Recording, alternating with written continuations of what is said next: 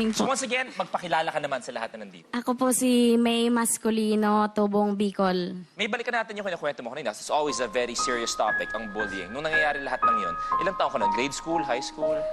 Actually, mula kinder hanggang nag-grade 6 po ako. Ganun. Anong ginawa ng school? Pag nagsumbong po kami, pagsasabihan lang po yung classmate ko yung nambubuli sa akin. Tapos, uulit-ulitin lang din po nila. Luis, yung may sinabi sa kanina, alam mo, totoo nangyari sa pamilya namin to. Yung tinutokso siyang aswang siya.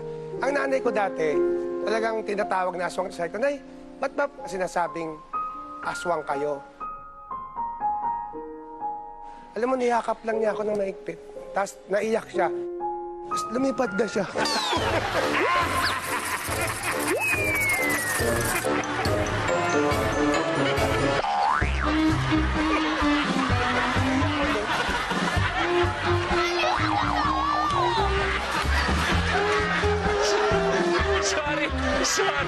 Sorry.